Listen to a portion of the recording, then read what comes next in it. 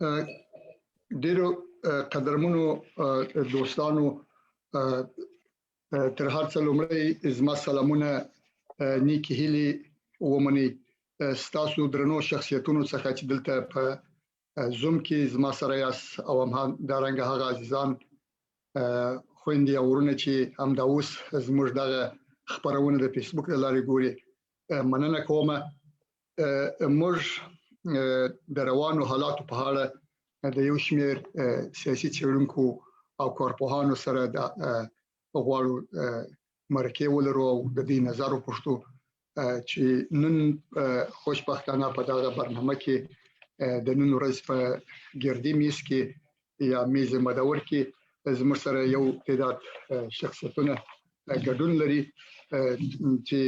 دا شخصیتونه د افغانستان په ولسي جرګه کې د کابل د خلکو استازي سیاسي څېړونکي او کارپو غلي شنکي کروخیل همدارنګه محترم همایون تاج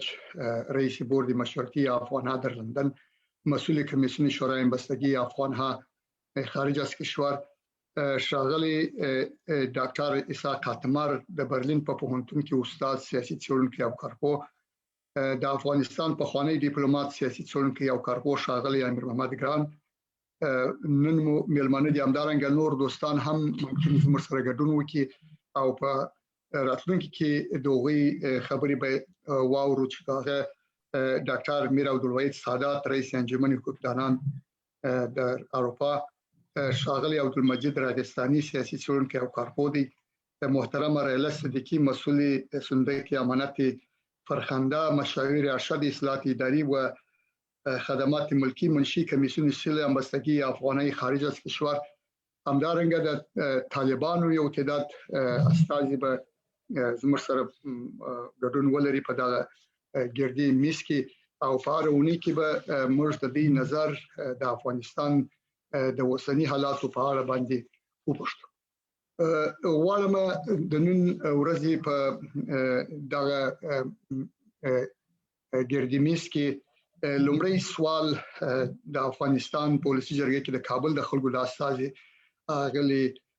شنکي کلوخیل نو پښتمه شنکي کلوخیل خوري کتاسي خپل نظر زموږ سره په مجموع کې د افغانستان د خلکو سره شریک شي په دې اړه چې دا چې د امریکا ولسمشر جو بایدن اعلان وکړ چې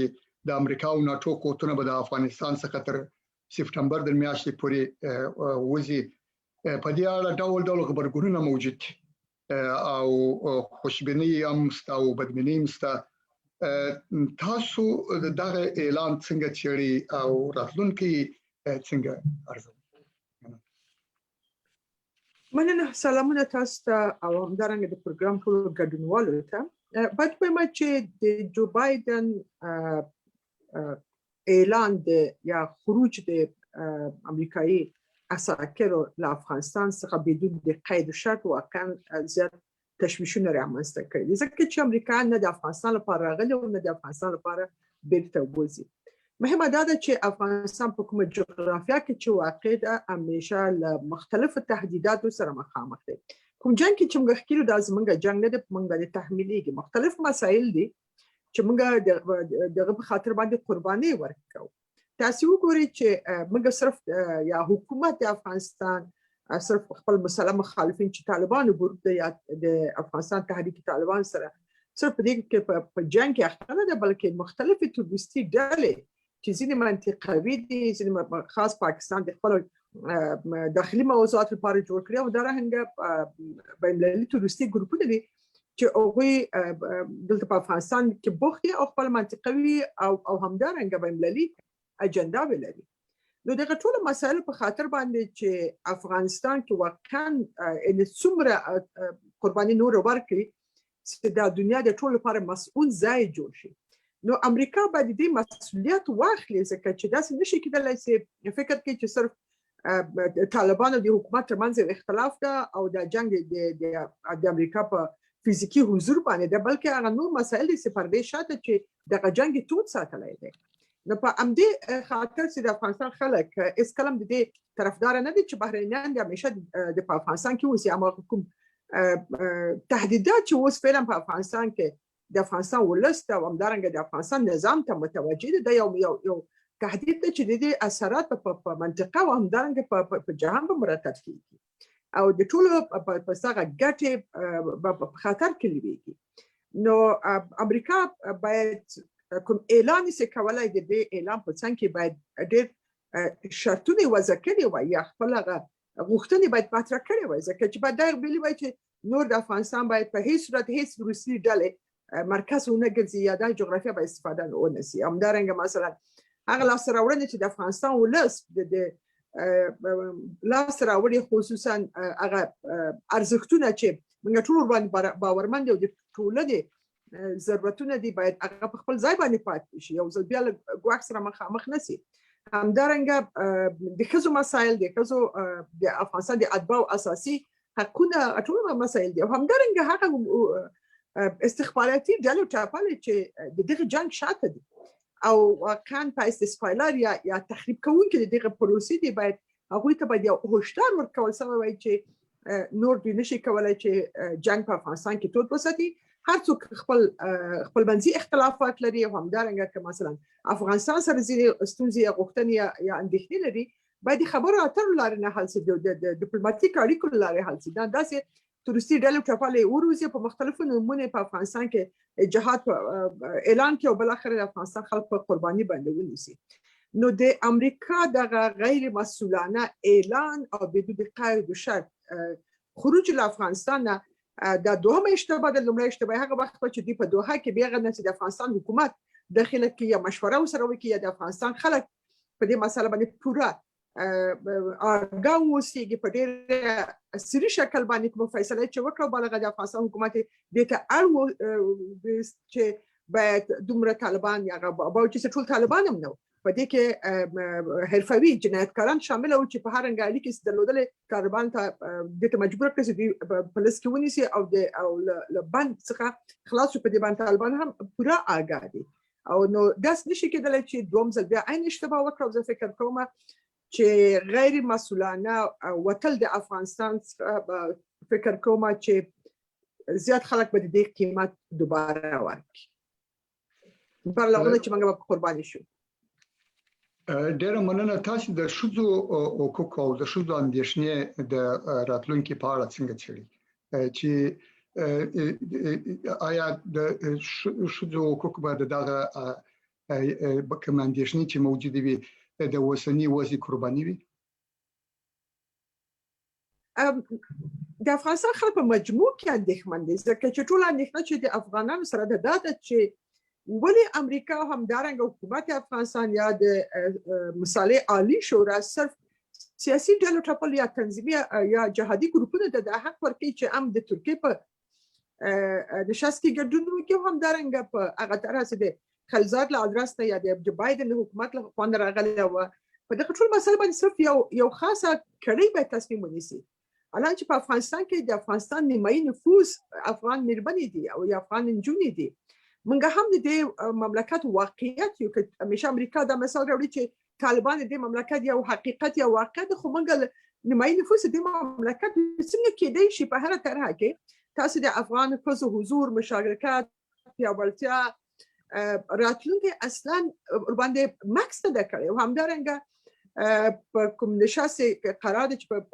صورت عمومي په ترکیه کې د افغان میرمنو ډېر قوي نشټون موږ لپاره یو لوی اندېښنې ترمنځ کړي. په زمن کې طالبان په کوم شکل چې دوی یو ډېر د سکولي شکل باندې خپل دریځ مطرح کوي چې ګویا په د شریعت په چوکاټ کې به افغان میرمنې خپل حقوق ولري، خو دا معلوم نه ده کوم شریعت، هغه شریعت چې موږ څو کاله مخکې 10 کاله مخکې تجربه کړو او کنه مختلف شریعت به وي. نو دغه ټول هغه مسایل دي چې افغان میرمنې واقعا دې خبرې ته جدي اندېښمن دي. بل چې د افغانستان ځوان نسل، تعلیم یافته نسل، د افغانستان ملي شخصیتونه، قومي مشران، د افغانستان هغه کورنۍ چې قرباني مستقیما ورکړي، دا ټول په دې باندې اندېښمن دي چې بل دنیا څه غواړي چې په دې اوسني حالات کې وکړي. نو دا یو مشترکه اندېښنه ده چې ټول لري. نو د دې لپاره چې واقعا موږ د واقعي سولې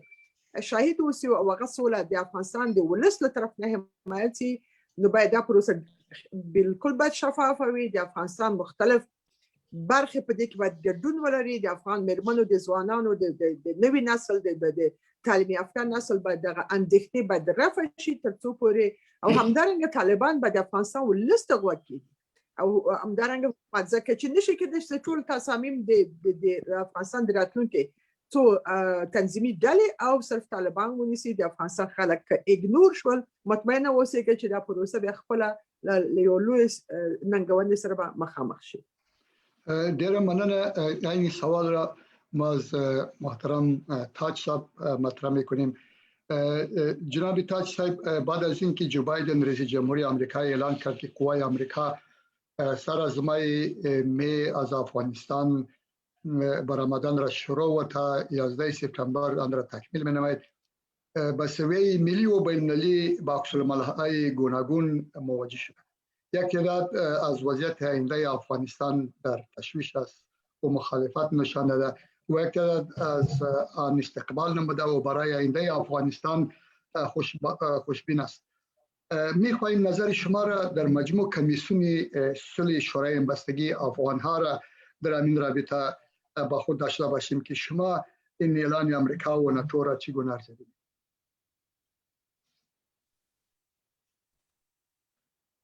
میکروفون شما کار نمی‌کنه. تشکر جناب ناصب. باید عرض کنم که پاسخ دادن به این سوال میتونه که از چند بود در نظر گرفته شود. اولی که این تصمیم تنها تصمیم حکومت بایدن نیست، اگر ما به خاطر داشته باشیم بعد از امضای توافقنامه فبروری سال گذشته میان امریکا که حکومت ترامپ هنوز بر سر اقتدار بود و طالبان، زمینه خروج نیروهای نظامی امریکا در اونجا طرح‌ریزی شد و آماده شد و تاریخش هم تعیین شد. یعنی که اساکر امریکایی باید تا اول ماه می سال 2021 از افغانستان مکمل خارج می شدن. یعنی چیز نوی نیست که ما ایره ارتباط بتیم به حکومت بایدن. دومی که مسئله خروج اساکر امریکایی از افغانستان حتی دوره های گذشته در دوره دوم حکومت آقای اوباما که بایدن در وقت باعث معاون باش همکاری میکرد روی میز کارشان قرار داشت و با او خاطر برنامه‌های گوناگون را در قسمت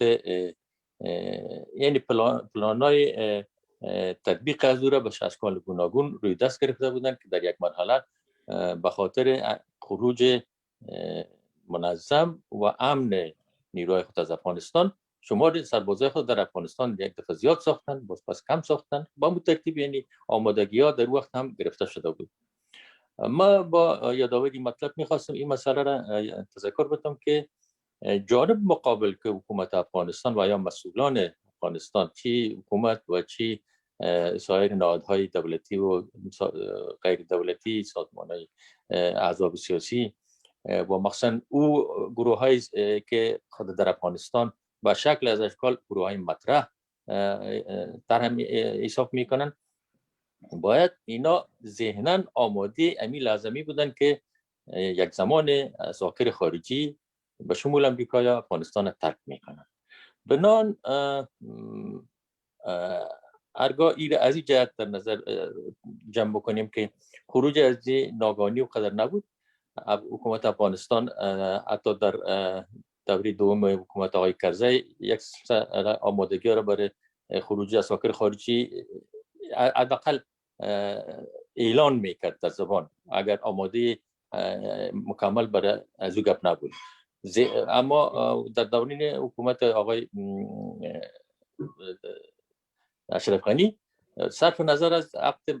موافقتنامه سال بین امریکا و افغانستان مسئله خروج اساکر خارجی مطرح بود و اونا باید از اون زمان آماده امی لحظه می شدن. خب به هر صورت ما نمیخوایم پیش قضاوت بکنیم، پیش داوری بکنیم که حکومت افغانستان آمادگی آموتام داره یا نداره برای خروج اساکر خارجی از افغانستان که چگونه بتانه پیامدهای از او را باش مقابله بکنه، پیامدهای منفیش منظورم است. اما بر اساس گفته‌های آقای غنی، نیروهای دفاعی و امنیتی افغانستان این توانایی ها را دارند که در غیاب نظامیان خارجی از استقلال، تمامیت ارضی و حاکمیت ملی افغانستان دفاع به عمل بیارن. این یک طرف قضیه. مسئله دیگه ای که چقدر این مسئولانه است و یا چقدر غیر مسئولانه است. خب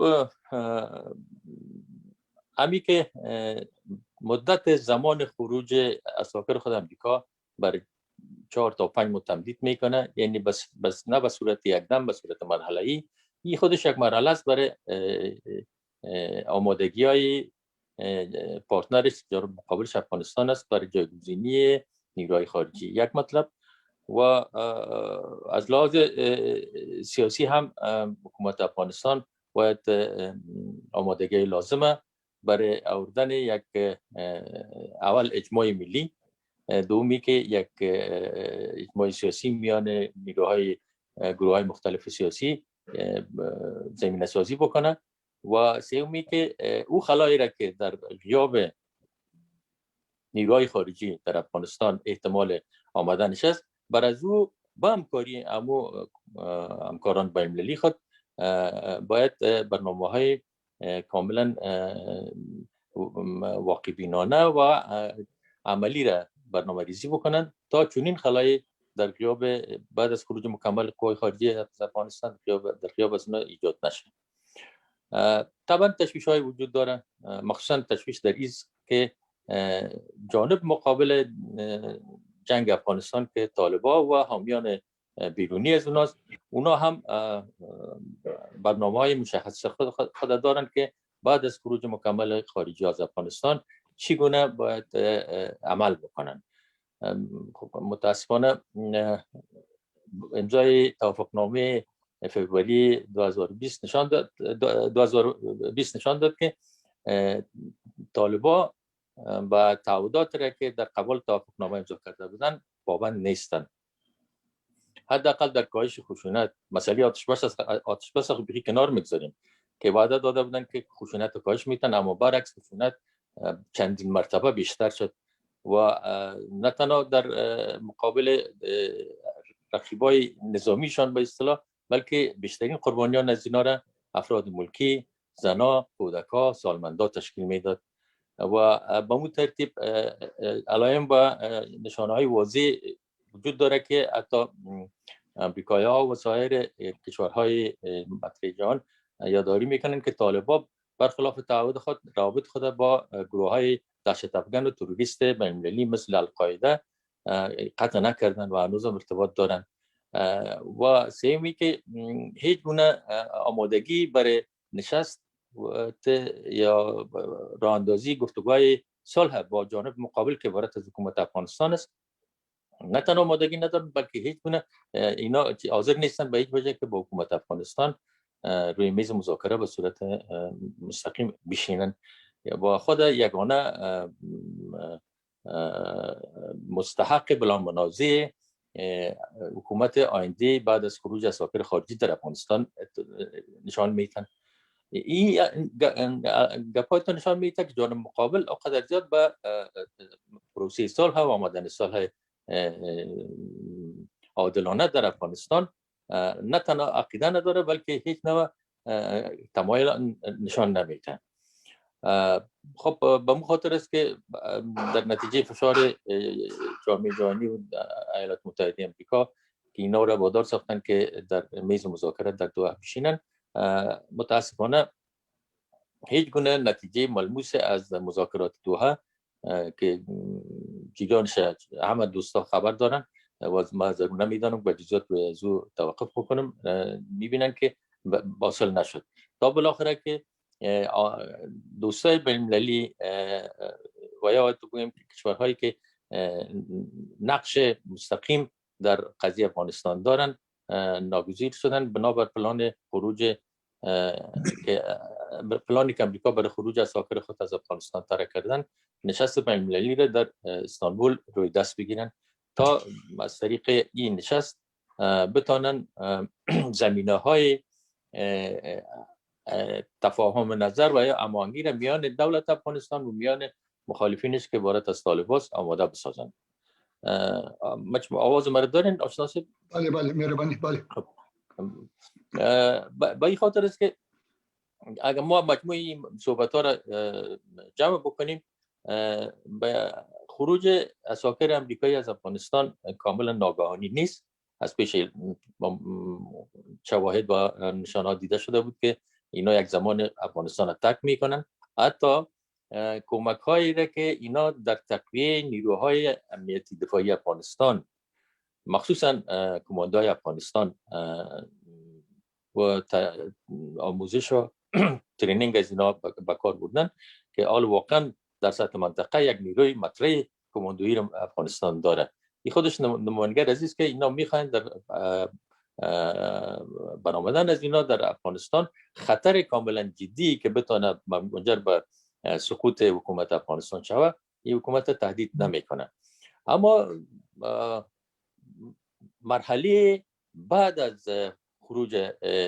نیروهای خارجی از افغانستان این قابل، ما کلمه تشویش نمیخوام استفاده بکنم، قابل عزیز که آدم سر از یک مقدار دقت بکنه، یک مقدار فکر بکنه که این به ارتباط داره که خود افغانستان و افغانان چقدر توانایی استقلالیت عمل در خود میبینن و کشورهای خارجی که منافع خود در افغانستان دنبال میکنن که با حضور نظامی این منافع خود بیشترتر توارث دادن، حمایت کردن در چهره برنامه مبارزه بر علیه تروریسم که ما با وضاحت گفته میتونیم که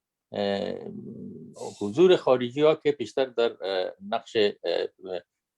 نظامیانشان بودن، این به صورت مطلق از بین نمیرن.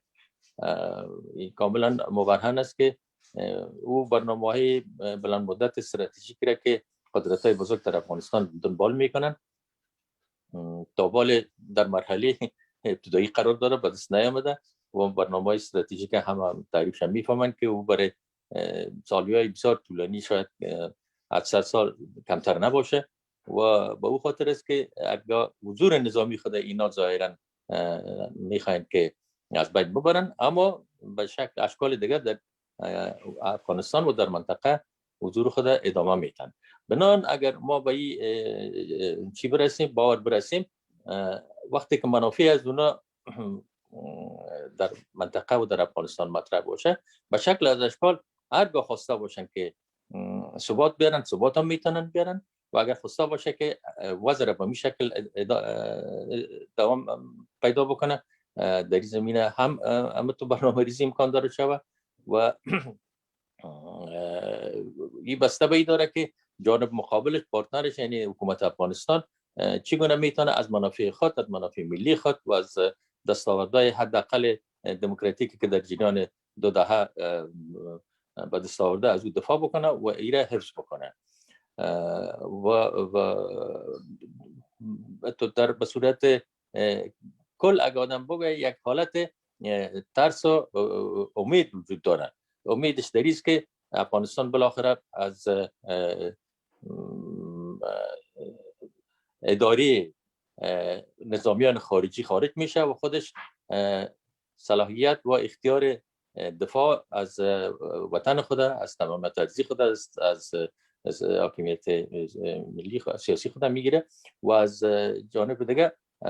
این ابهامات را که در قسمت از اینکه نیروهای خارجی بیشتر بالای کدام گروه های سیاسی در افغانستان متکی هستند و یا میتونن که یک گروه را بر علیه گروه دیگه در موقع لازم استفاده بکنن، این هم اگر به صورت مطلق از بین نمیره اما تضعیف میشه و میتونه که افغانا با یک اعتماد به نفس در قسمت آینده و سرنوشت آینده کشور خود تصمیم بگیرن و عمل بکنن. در مورد موضوع مشخص کمیسیون یا در کل شورای همبستگی افغان ها در زمینه، شورای همبستگی افغان ها ضمن تایید خروج عساکر خارجی از افغانستان تشویش‌هایی را در قبال مبهم بودن روند مذاکرات صلح از خود نشان داده و نشان می‌دهد تا زمانی که این روند مذاکرات صلح در مسیر اصلی خود و به صورت با در نظر داشت حفظ منافع ملی افغانستان دنبال نشه، این قابل تشویش است. و او خاطر است که وقتا فوقتا از جانب شورا اعلامیه‌های هم در این زمینه به نشر رسیده و آخرین سند را که شورای بستگی افغانان در این زمینه ارائه کرده طرح توافقنامه صلح افغانستان است که در اونجا به صورت مفصل در مورد حکومت آینده افغانستان و مرحله گذار به اصطلاح از با پیوستن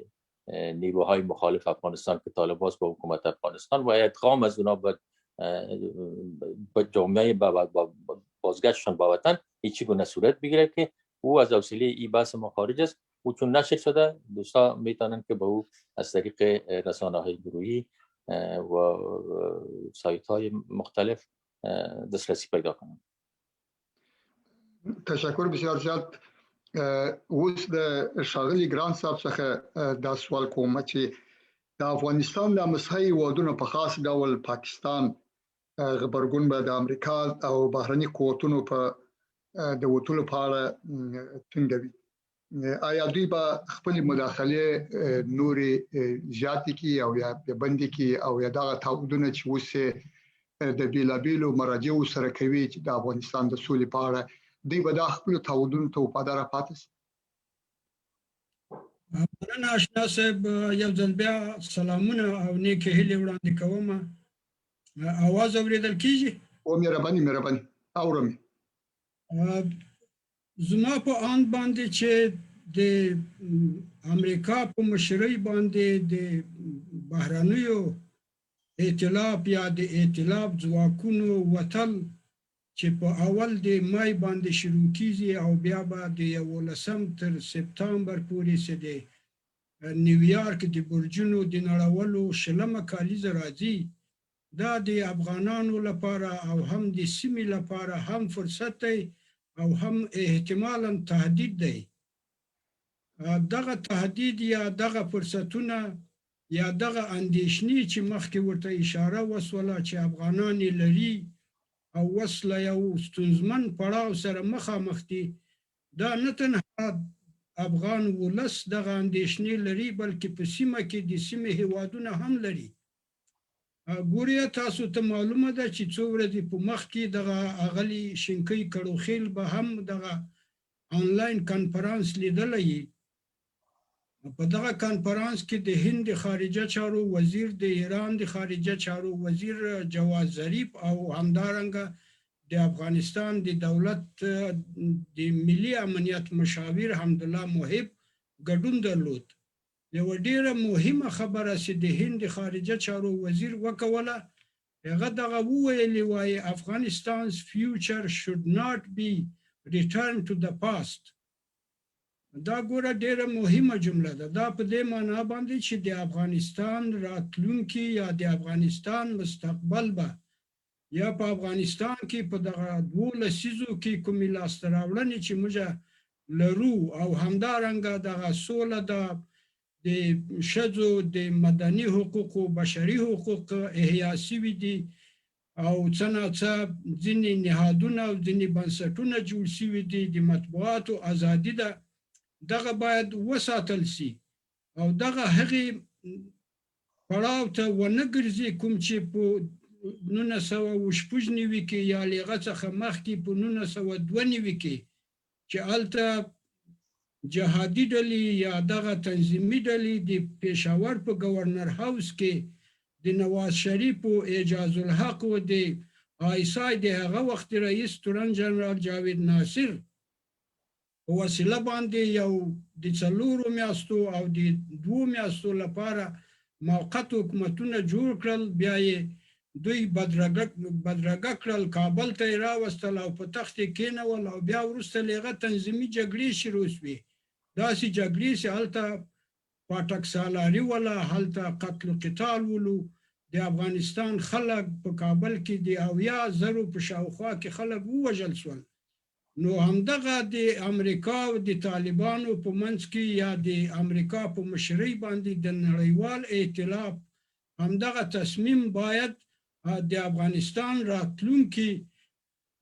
بیرته هغه ماضي ته راونه ګرځي. په دغه کې باید ډیره هڅه وشي. متاسفانه چې بهرني ځواکونه افغانستان ته په 2001 کال کې راغلل، په 1 اکتوبر باندې دغه افغانانو نو دعوت کړي. دوی د خپلو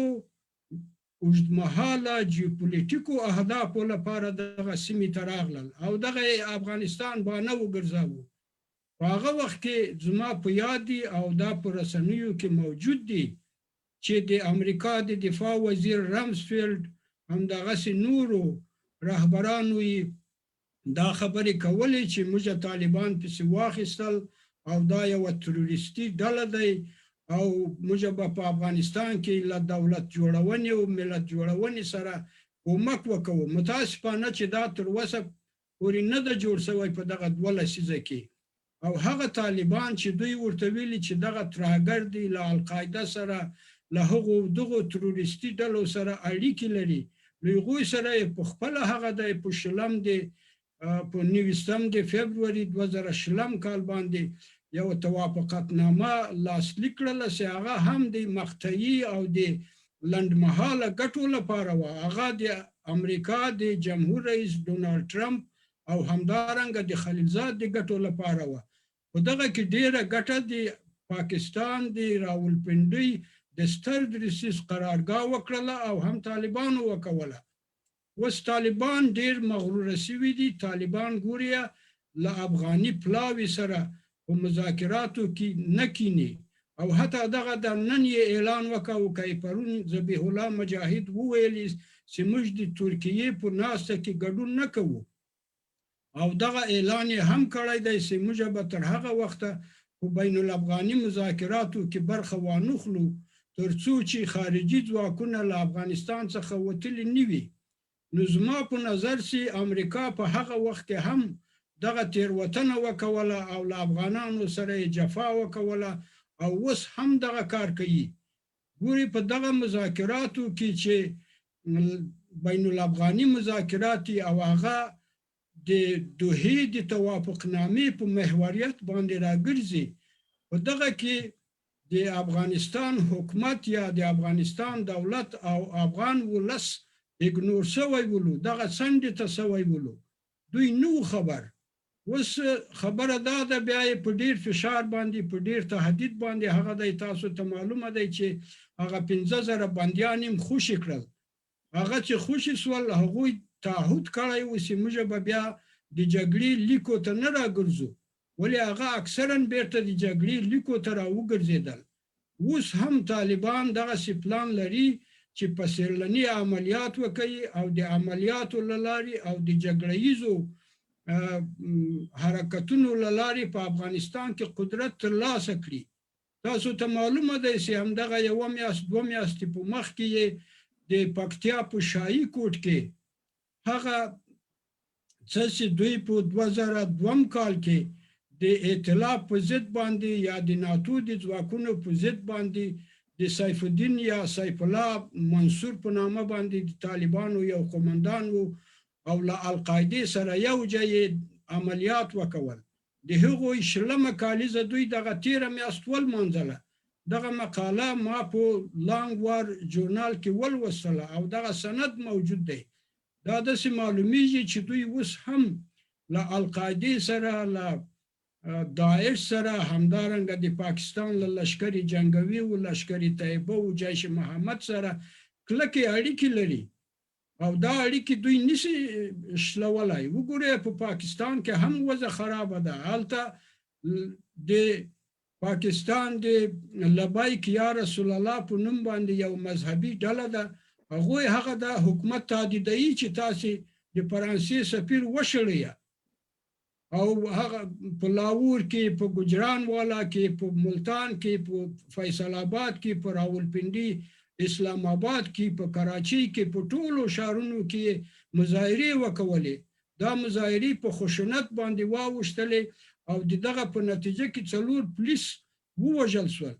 اوس خبره دا ده چې دغه نه تنها افغانان دي دغه بهرنیو ځواکونو له بې مسؤلیته وتلو څخه تشویش لري، اندېښنې لري، د سیمې هیوادونه هم لري چې د افغانستان برخلیک یا د افغانستان سرنوشت په کومې خواته ځي. آیا د افغانستان برخلیک به یو ځل بیا دغسې لکه چې په 1992 کې د راولپنډۍ GHQ ته وسپارو؟ زما په نظر د امریکا د متحده ایالاتو سپینه ماڼۍ د پاکستان له پوځي استابلیشمنټ سره دغه موافقې ته رسیدلی دي او په دغه کې ډیر تاوان چې کوي هغه به په افغانستان کې د افغانستان حکومت کوي او د افغانستان ولس به یې کوي. نو دغه مشکلاتو ته په کتو سره زه داسې ویلی شم چې متاسفانه د امریکا په همدغه سیاستونو باندې سړی باور نشي کولی. همدغه پرون د امریکا امنیتي مشاور جیک سلیوان دا خبره کړې دی، وایي موږ له 11 سپتامبر څخه وریخوا د افغانستان تضمین نشو کولی.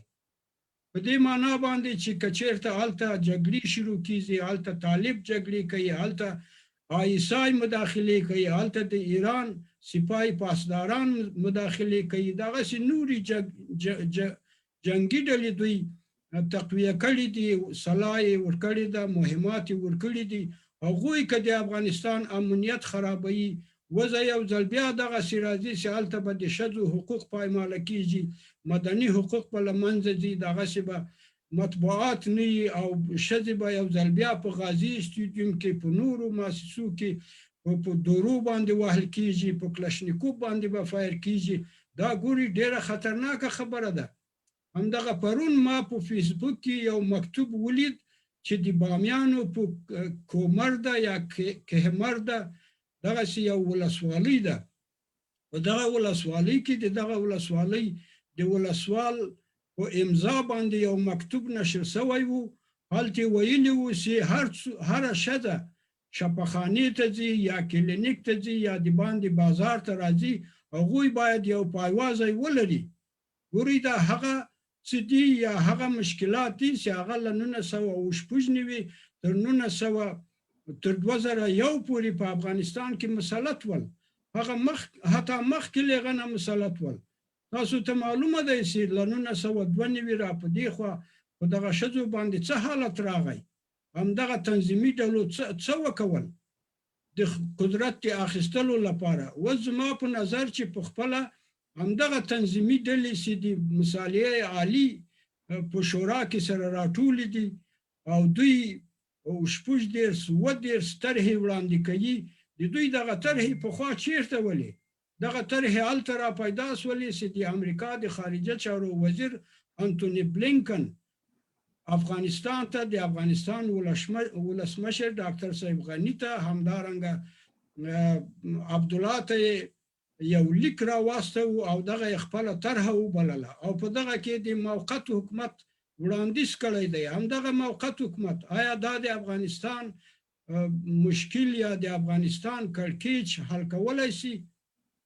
دغه ګوري یو به جمهور رئیس یو به صدر اعظم یي، څلور به یې معاونین یي. دوی دغلته 2 نفره په خپل منځ کې صلاح مشوره نشي سره کولی، نشي سره جوړېدای. نو دغه 10 نفره به څرنګه سره جوړ شي؟ دوی غواړي چې دغه مسایل د بحران خواته کش کړي او دا بحران په خپله دوی مدیریت کړي. دوی که وغواړي چې په افغانستان کې تلپاتې او عادلانه سوله راشي او دا سوله مسلطه شي او د افغانستان ولس له دغه 4 لسیزو په زیاته موده کې له دغه مشکلاتو څخه وباسي او باید یې وباسي، ځکه دوی دغه مسؤلیت لري. دغه جګړه په افغانانو باندې دوی تپلې ده. دغه پراکسي یا دغه ایجنټان یا دغه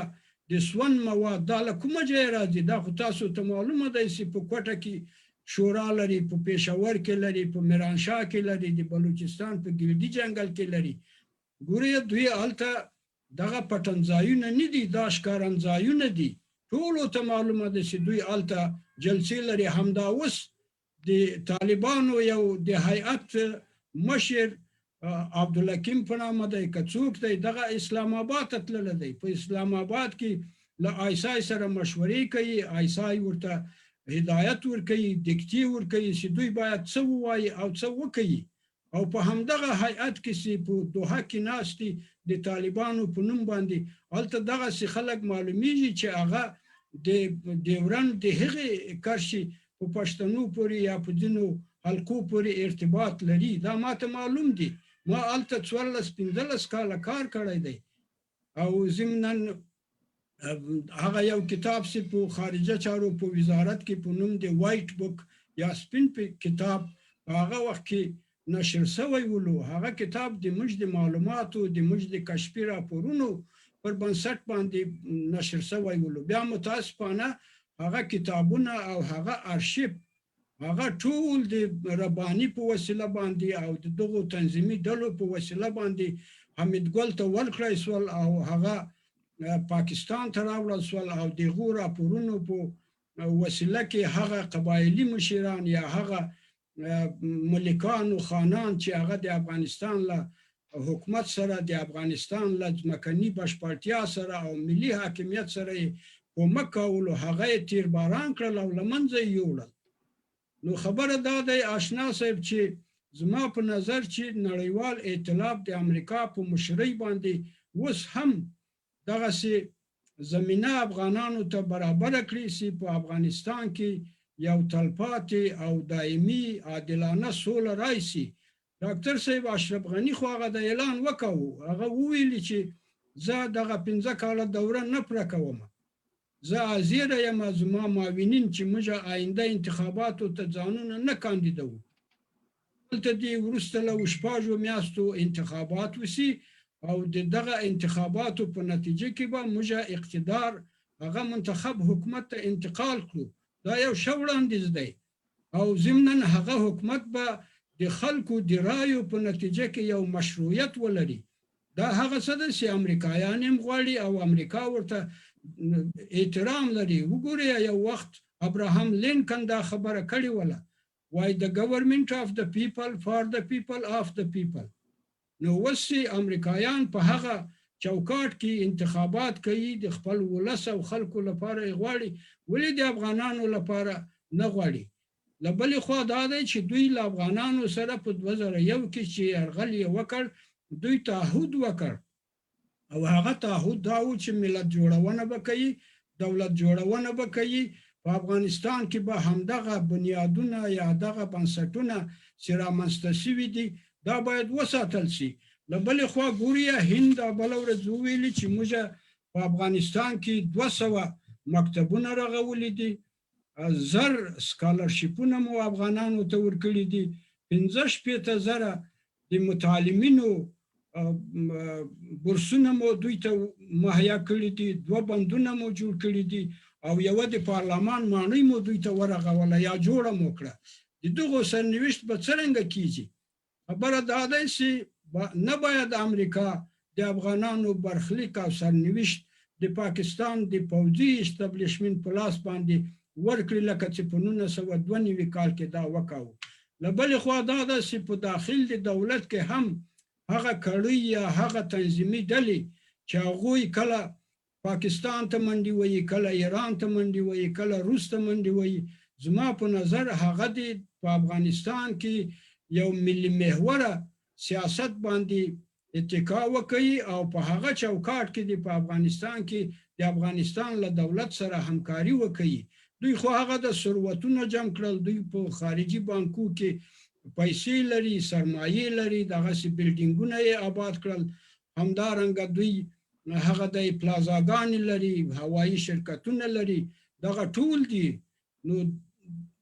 نور دې د افغانستان په ولس باندې په مظلومو خلکو باندې زړه وخوږوي او دې ته د آماده شي چې په افغانستان کې یو ملي محوره سیاست په چوکاټ کې له طالبانو سره وغږیږي. همدارنګه طالبان دې هم د پاکستان او د ځینو نورو استخباراتي کړیو له منګولو څخه ځانونه راخلاص کړي او په افغانستان کې دې د دایمي او عادلانه سولې لپاره سیاست غوره کړي او کار دی وکړي. ډېره زیاته مننه. اوس غواړم یو سوال د اخر سوال د ټولو نه د غلي شنکي کروخیل خورنه وکمه کچېرې تاسو دا وایي چې د ټولو بدبینیو او دارنګه د خوشبینیو اندېښنو غبرګونونو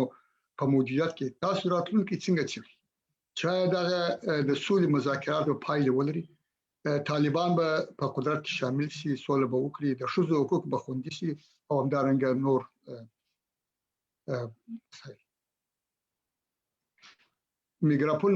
میکروفون فعال نه دی. میکروفون مننه. اوس خو به ولګول او مهرباني وکړئ. مشکل سوال دا چې په صرف د افغانستان د اړخ دې ته ځواب وایم. مهمه ده چې ما چې د افغانستان جګړه صرف موږ خپل منځي جګړه نه ده چې موږ وکړو سو دی خبرو اترو لارې دا مسله حل. دې جګړې شاته لاسونه دي، دې جګړې شاته رقابتونه دي، دې جګړې شاته انتقام اخیستنه ده، دې جګړې شاته نور ملکونه خپل برنامه لري. تاسو ګورئ چې جواد ظریف خپل اندېښنه رکوي اسرائیلي امداد د په اطمینان وایم چې د ایران حکومت پوره د طالبانو شاته ولاړ دی، کومکونه ورته کوي، اصلي ورته ورکوي، ټریننګونه ورته ورکوي، ځکه چې غواړي جنګ په افغانستان کې توت وساتي. هره مسله چې دوی لري. اما په دې باندې مطمئن یم چې جواد ظریف هیڅ کلام د طالبان د حکومت راتګ په طرفدار نه ده، اما د جګړې دوام لپاره طرفدار ده چې هغه سره همکاري وکړي.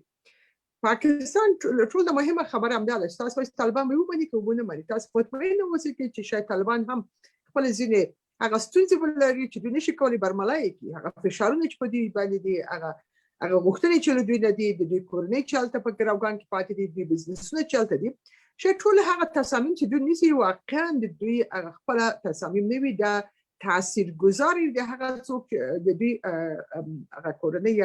یا هغه مالي شتمن هغه سرچینې چې دوی سره کېږي، هغه د ټریننګونو مراکز دي په پاکستان کې لري. ان ما ویل چې د سبت مونږ جنگ نه ده چې مثلا افغانان په خپل منځ کې کېني خپل منځي خبرې به ولري. نو په همدې خاطر مهمه دا ده چې امریکا ما ویل چې زه له تاسو سره موافقه نه یم، دی وایي چې هغه خو مخکې پیش معلوم بود که اونها برآمدن. یا حکومت ترامپ که همه ما شما بگیم که پالیسی های خود را از طریق توییت ارائه میکرد، در حالی که توییت یک پالیسی شده نمیتونن و انتظار میرفت که حکومت جو بایدن تمام اشتباهات را که قبلا صورت گرفته بود این را باید اصلاح میکرد و بهتر میشد و داخل مذاکرات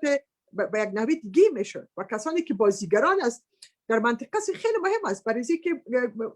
گپ مهمی است که ولی ایران باید مطمئن شود که امریکا واقعا نبره و یا مثلا روس و یا چین و همچنین پاکستان، اما در مقابلش باید چیزی از آن خواستار میشد، خواست به اینکه به هیچ صورت دیگه جنگ دامن زده نشد، به هر قیمت که باشه طالبان باید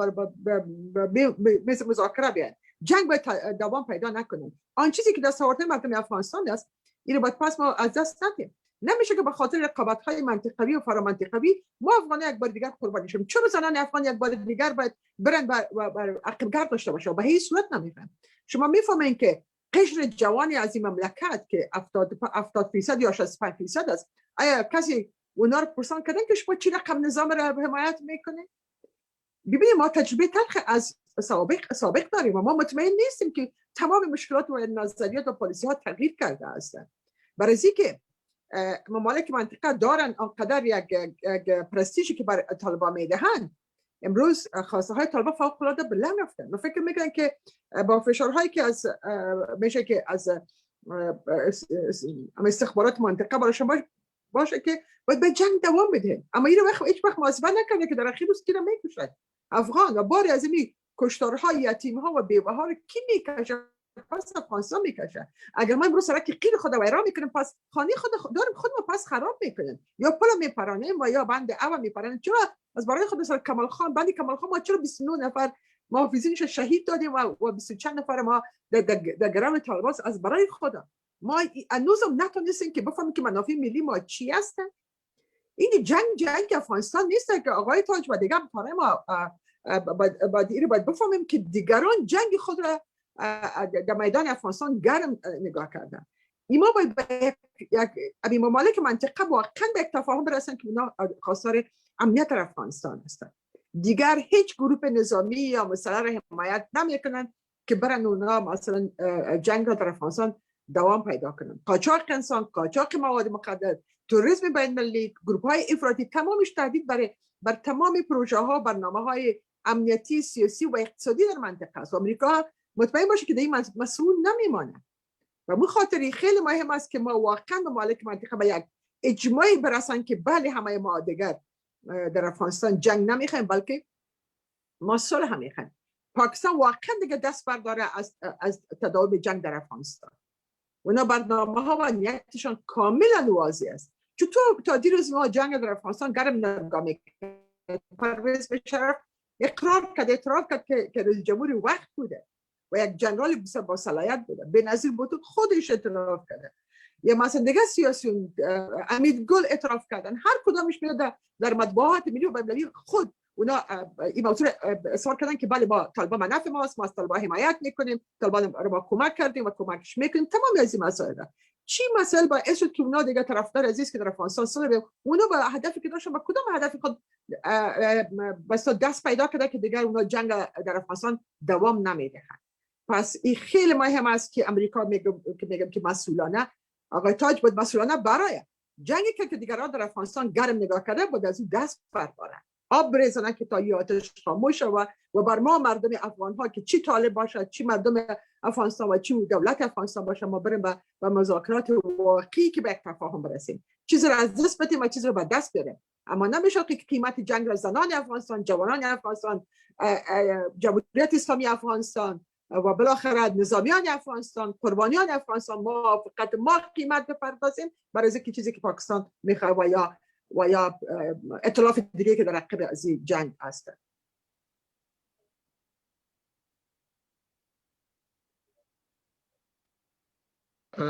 ډېر زیاته مننه. اوس غواړم د جناب تاج صاحب څخه سوال وکم. جناب تاج صاحب اگر شما این مسئله را توضیح کنید که مردم افغانستان برای مذاکرات در استانبول انتظار داشت که به تاریخ 24 شروع شود، اما باز هم برای بار دوم معطل شد. از نظر شما علت اساسی آن چی است و چرا طالبان حاضر نیست که در مذاکرات در استانبول اشتراک نماید و پیشنهاد شما و در مجموع کمیسیون صلح شورای بستگی افغان ها در این ارتباط چی است که چی قسم میتونه در افغانستان یک صلح وجود؟ تشکر آشنا صاحب. پیش از اینکه من سر سوال شما مستقیم پاسخ را بکنم که بسیار خوب سوالای جاندار و اساسی را شما مطرح کردیم، میخواستم که تشویش خواهرم کارخویل تو رفع بسازم که گویا نمیفهم چرا برداشت درست نشد که تو تصور میشه گویا ما فکر میکنم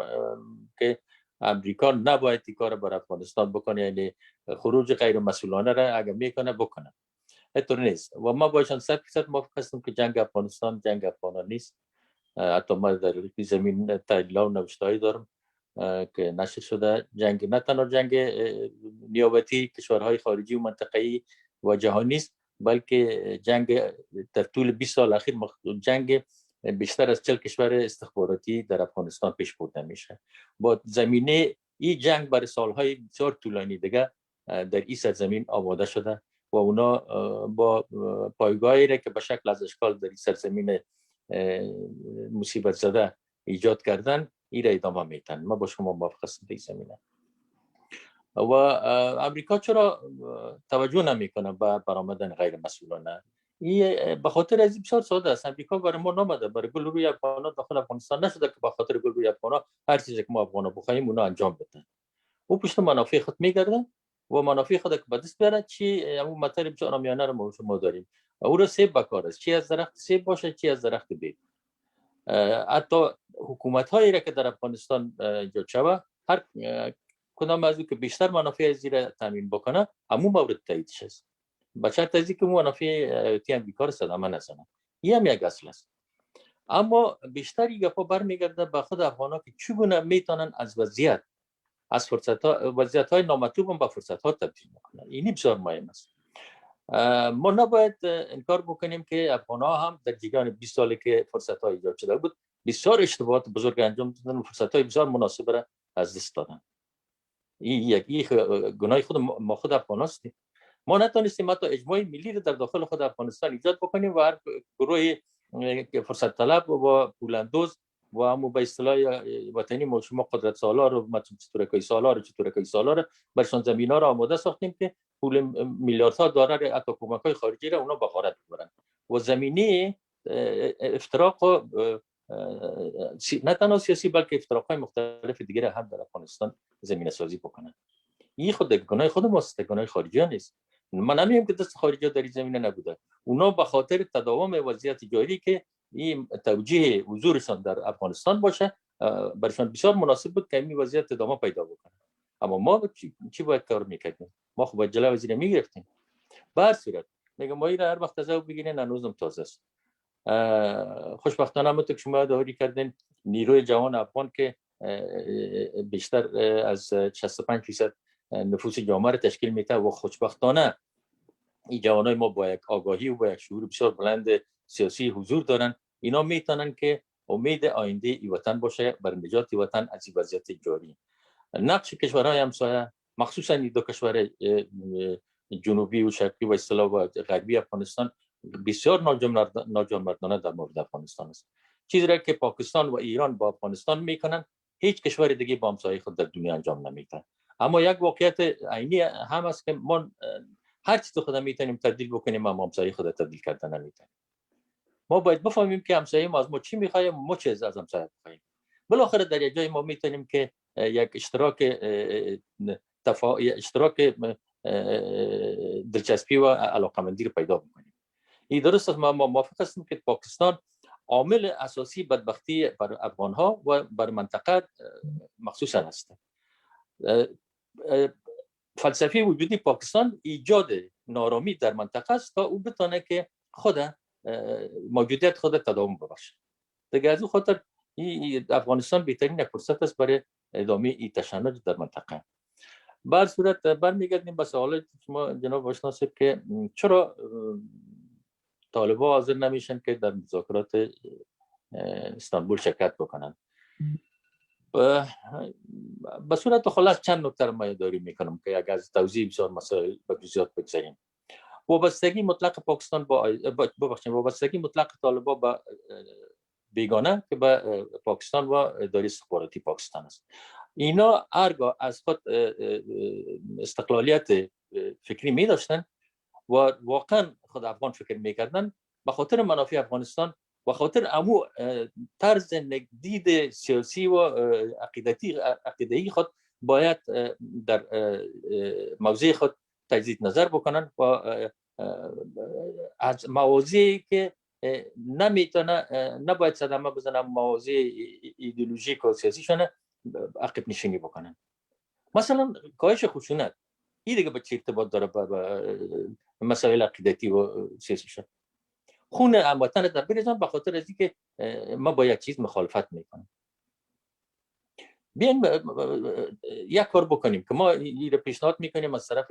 شورای همبستگی افغان‌ها، بیاین واقعا مذاکرات بین الافغانی بسازیم. دست خارجی‌ها را هر کسی که هست کوتاه بکنیم از این مذاکرات و بیایم مذاکرات در داخل وطن خود. برای اینکه مشکل وطنی ماست. در داخل وطن خود در هر جایی که شما میخواین یا حکومت افغانستان و یا فرض میکنیم سازمان ملل متحد بین همون منطقه را امنیت شبیرن و با قوای صلح ملل متحد مانع هر گونه مداخله در مسائل روند گفتگوهای صلح شود و بشینیم مابین خود به اصطلاح هر چیزی که ناتقسیم مانده تقسیم بکنیم. و خوشبختانه این تجربه مذاکرات صلح است دیگه کشورها را در سایر نقاط جهان هم نشان داده. تا زمانی که خود طرفین درگیر در مخاصمات مابین خود نشینن، مذاکرات خود بین خود پیش نبرن و ببینن که نقاط اختلاف نظرشان چی است، عامل خارجی صرف میتونه کمک کننده باشه، اما تعیین کننده بسیار کم است در مذاکرات. تعیین کننده در این زمین است که مداخله میکنه و جلو رسیدن به یک توافق میگیره. در این قسمت تعیین کننده است، برای اینکه او منافع خود در این مذاکرات جستجو میکنه که این مذاکرات به کدام طرف سمت سو بده تا که منافع خودش در اون افتا باشه. چنانچه با کمال تاسف اشتراک کننده های یا ترکیب اشتراک کننده های هیئت افغانی امی وضعیت هم تشویش آور ساخته. بر مبنای منطق ازی که در این هیئت کسانی باشند که نمایندگی از تمام گروه های موافق و مخالف حکومت افغانستان در داشته باشند، اما این نباید فراموش بکنید که هر نماینده هر گروه منافع گروهی خود، حتی منافع شخصی خود دنبال میکنه. بنابراین او در نهایت منافع ملی در عقب گذاشته میشه و منافع شخصی در قدم نخست. به این صادقانه او حداقل یک اصل در نظر بگیریم. منافع ملی و افغانستان در قدم اول و مطابق از او هر اقدامی را که بتونه ایره به ثمر برسانه او رو دنبال بکنیم. با تعلیق افتادن جلسه ترکیه که حالا گفته میشه که تا ختم ماه مبارک رمضان ای به تعویق مفته، یکی از عوامل اساسیش عدم آمادگی طالباست برای حضور در نشست و او را با بانه‌های غیر موجه و تلاش‌های جامعه بین‌المللی، مخصوصاً کسانی که علاقه‌مند هستند که مذاکرات را بندازن، مخصوصاً طرف آمریکایی، خود دولت ترکیه، ملل متحد و سایر کشورهای ذی علاقه کوشش میکنن تا این مدت از طریق حکومت پاکستان طالبان رو وادار به این بسازن که در میز مذاکره بشینن. یعنی پاکستان رو وادار بسازن که اون منافع خود که طور عیار بسازه که در مذاکرات استانبول بتونه مطرح و برآورده شود. ما خب با صراحت همیشه گفتیم، میگم که مذاکرات را که ما انجام میتیم مذاکرات با طالبای افغانی نیست، مذاکرات با منافع پاکستان است و حتی این بهتری می بود که ما این مذاکرات بین افغانستان و پاکستان پیش می بردیم تا این مسئله مداخله در امور افغانستان ختم پیدا میکرد. تشکر آشناس. تشکر جناب تاج صاحب. غواړم وروستی سوال د ښاغلي ګران صاحب څخه ولرم. که په لنډو ټکو کې دا جواب کړئ چې ستاسو د نظر څنګه کېدای شي چې په افغانستان کې سوله راشي، اموسایي وادونه مداخلې بندې کړي، د افغانستان ملي مترقي قوتونو ترمنځ یووالی او اتحاد راشي، ترڅو د هغو کسانو چې دغه چې تاسو مخکې ورته اشاره وکړه جنګ سالاران چې دوی په دغه جنګ کې رهبران شوي دي، دوی په دغه جنګ کې پیسې پیدا کړې دي او دوی نه غواړي چې دا جنګ ختم شي، د دوی د دغه هلې ځلو څخه چې نه غواړي جنګ ختم شي مخه ونیسي. مننه آشنا صاحب. زما په آن باندې چې د افغانستان بحران یو نوی فاز ته یا یو نوی پړاو ته ورداخل شوی دی او دا متاسفانه د نړیوالو یا د سیمې د هیوادو د مداخلو په نتیجه کې او د هغو سیمایزو یا نړیوالو جیوپولیټیکو اهدافو لپاره کوم چې دوی په دغه سیمه کې لري. او وګورئ افغانستان له ازله که ووایو هغه په عامیانه اصطلاح باندې په دغه کې ډیر مشکلات لیدلي دي، حتی څپېړې په مخ وړلي دي. تاسو ته ګورئ معلومه ده چې څو پیړۍ په مخ کې هغه د تزاري روسیې او د برتانوي ښکېلاک په منځ کې په همدغه سیمه کې د ګریټ ګیم لوبه جاري وله او د دغې لوبې قرباني افغانان ول. د همدغو د دوی د رقابتونو د دوی د کشمکشونو په نتیجه کې اوس افغانانو خپلې خاورې له لاسه ورکړې. د هغې جملې څخه د شکارپور معاهده وله، د ګندمک معاهده وله، دغسې د ډیورنډ د تحمیلي کرښې په نوم باندې یو اګریمنټ ورته ووایو یا توافقنامه وله، نو دغه هغه څه دي چې افغانانو په تاریخ په وجدو کې له لاسه ورکړي دي او اوس هم دغه لوبه چې په افغانستان کې جاری دی دغه د همسایه هیوادو همدارنګه د نړۍ د هیوادو د جیوپولیټیکو اهدافو لپاره مختلف بودونه یا ژور بودونه خپل کړي دي په دغه حق باندې په هغه وخت کې چې په 1980 کې روسانو په 1990 کې و افغانستان باندې تجاوز وکړ بیا موږ زه په اسلام آباد کې په سفارت کې وم پېښور ته ولاړو په پېښور کې مو د خدایي خدمتګارانو رهبر خان عبدالغفار خان یا پاچا خان ولید هغه ته ورغلو زه په څنګه کې کېنولم ماته ویلې وای بچا دا جګړه د امریکا او د روس په منځ کې ده او په کې وژل کیږي زموږ افغانان لا دغه جملې سره الته ولی خان دغه او ځینې نور هم ناستو هغوی چندان په تبه باندې جوړه نسوله ځکه هغه وخت سیاستونو دغه ایجاب نه کولو ولی هغه وخت بیا گورباچوف په پیرسترویکا اعلان کړه او دغه سي گلاسنوست سیاستونه اعلان کړو او په شوروي اتحاد کې د اصلاحاتو او ریفورم لړۍ پیل شو هر چا ویل حتی د مولانا فضل الرحمن هم په هغه وخت کې ویل چې دغه د روسانو او امریکایانو په منځ کې جنگ ده او افغانان په کې وژل کیږي اوس متاسفانه د خارجي یا د سیمایزو استخباراتي کړیو لاس په افغانستان کې ډیر راوښت شوی دی همدغه جګړهماري تنظیمي ډلې د دوی په لاس باندې جوړې شوې دي او دغه طالبان وګوري تاسو ته معلومه ده چې دا چا جوړ کړل دا خو دغه اونوکال پروژه ولا د اونوکال د پروژې لپاره دغه د طالبانو ملیشي جوړې سولې هغه نصیر الله بابر ولو او دغه سي بنظیر بوټو ولا هغوی امریکا ورته ویل چې موږ بل ترکمنستان څخه د غازو نلیکا اسلام قلعه ته راوړو له اسلام قلعه څخه بهرات او قندار ته راځي له قندار څخه بکوټی ته راځي له کوټی څخه ملتان ته او بیا به دغه سي دلی ته دی او جاپان ته برسیږي دا هغه پروژه ولا دغه پروژې لپاره نصیر الله بابر ټټر ووهو چې زه به تاسو ته ملیشي جوړ کړم او دغه د طالب پروژه رامنځته کړله او بیا کوم وخت د بریداس د کمپنۍ او دغه د اونوکال او د نورو کمپنیو په منځ کې رقابتونه تشدید شول او دا پروژه سرته ونه رسیدله بیا دغه د طالبانو پروژه ایګنور شو او چا ورته توجه ونه کوله نو دا هغه ملیشي دي او وس هم د پاکستان دی وایسای پلاس کې دي مشرف څو ځله دغه اعلان کړی دا فضل الرحمن ویلي دي دغه سي مولانا سمیع الحق دا خبره کړې ولې سي دغه زموږ اسای متریک پراکسي مواد یا د سون مواد مو دي د نیابتي جګړو لپاره چې په افغانستان کې به کار دي نه اخلو متاسفانه د نړیوال ائتلاف چې امریکای پراس کې د غوی د نامناسب سیاستونو په نتیجه کې هغه دغه طالبان وس یو ځل بیا له هغه حالت څخه یا له هغه موقف څخه چې دوی ته ترهګر ویل یا ترهګر ډلې ورته ویل دوی ته ډیر اهمیت ورکړ او دوی وس نه د امریکا مني او نه هم د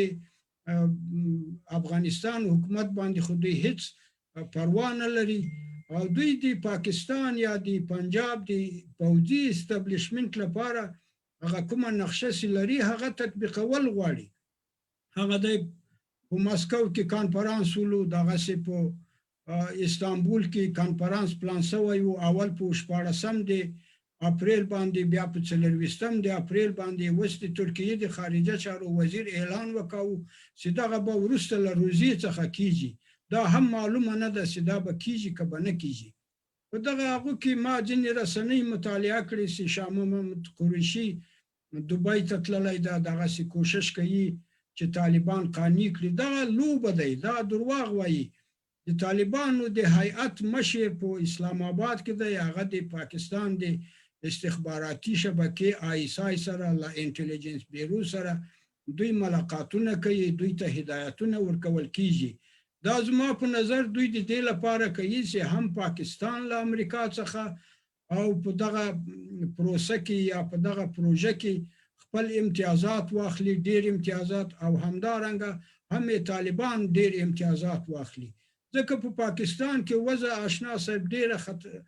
ډیره خطرناکه ده، امنیتي وضع، امنیتي بحران ډیر تشدید شوی دی،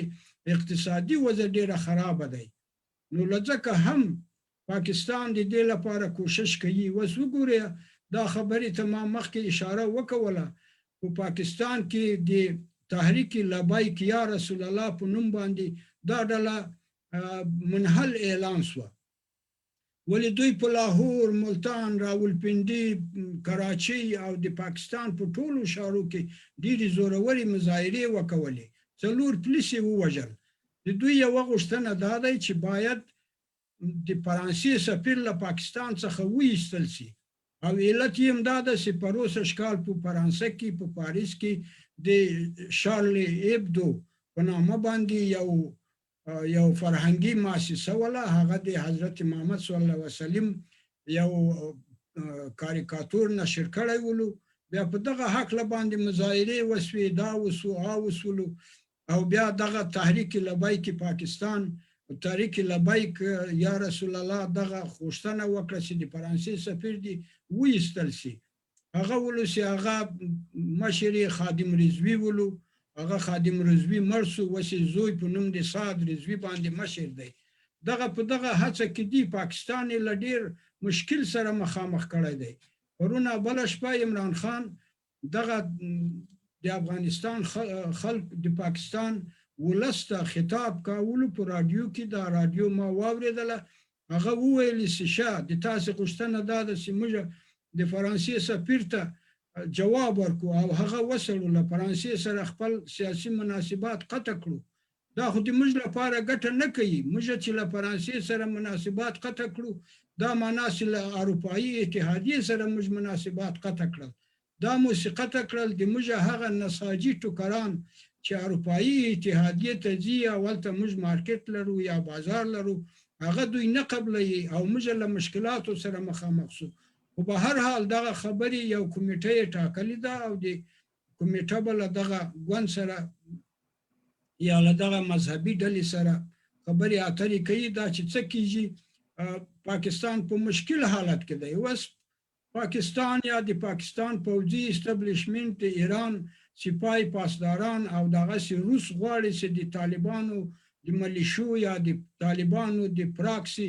په وجود کې خپل ګټې د خپل هیواد لپاره ولري. دلته متاسفانه هغه څوک کوي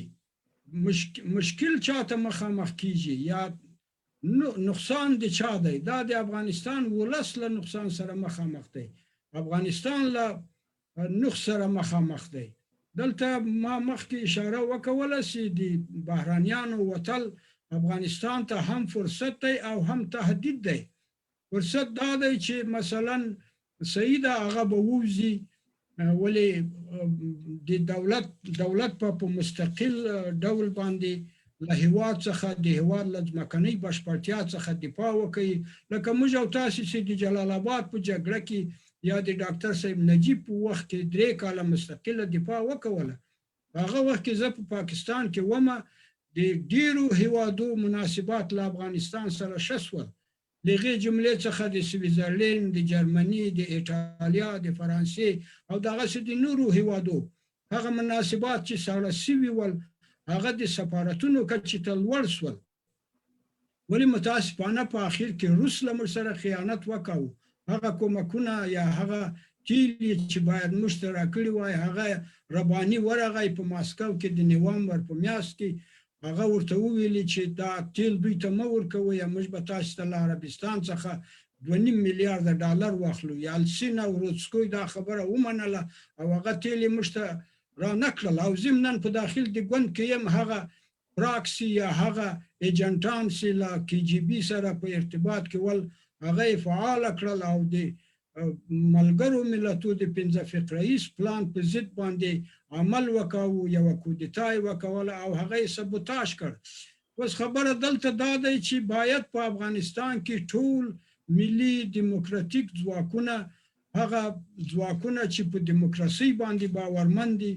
او هغه څوک چې دغه 12 لسیزو لاسته راوړنې مهمه بولي او د ښځو حقوق مدني حقوق د ژورنالیستانو حقوق دغه بشري حقوق دوی ته اهمیت لري دوی باید په د افغانستان د ملي ګټو په محور باندې سره یو سي په یو ائتلاف کې په یو جبهه کې او له افغانستان له دولت سره کومک باید وکړي ضمناً په داخل د دولت کې هغه تنظیمي ډلې چې هغوی خپل ګټې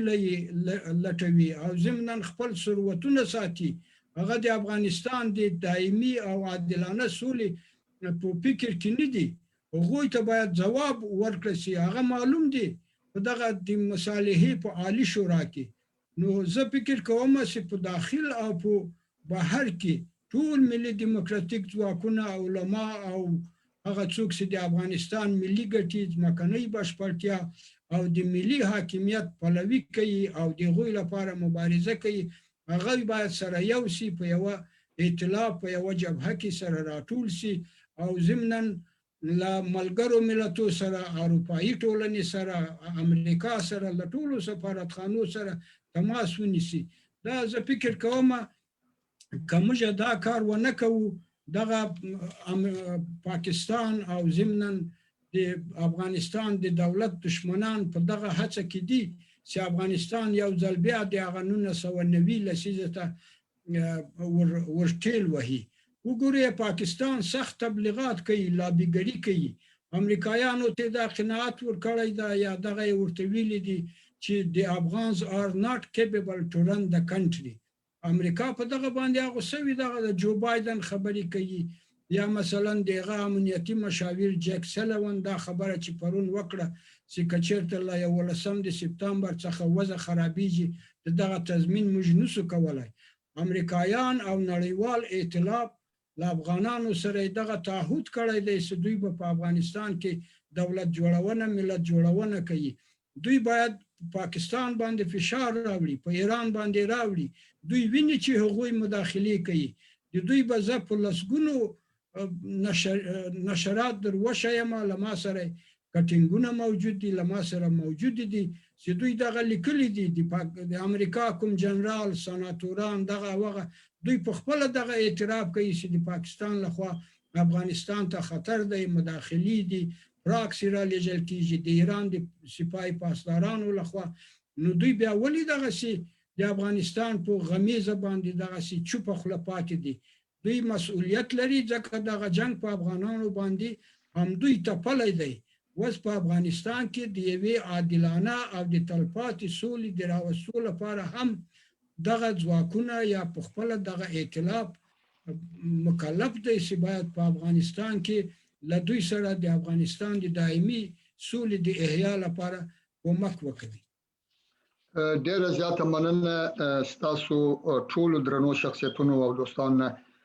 چې دغه باس کې مو زموږ سره برخه واخیستله مننه کوم دا چې د روژې مبارکه میاشت نو خپل باس دلته ختمو په راتلونکي اونۍ کې به پاتې شخصیتونه چې زموږ سره په دغه باس کې دي هغوی ته به نوبت ورکړو او د هغوی نظر به واورو نو بیا هم تاسو درنو شخصیتونو ته چې زموږ سره په زوم کې یاست همدارنګه هغه عزیزانو خوندې ورونه چې په فیسبوک کې د زموږ دغه خبرونه یا د برنامه کتله دغه ګردۍ میز خبرونه کتله مننه کوم او تاسو ته ښه وخت غواړم مخته مو شه له تاسو مننه تشکر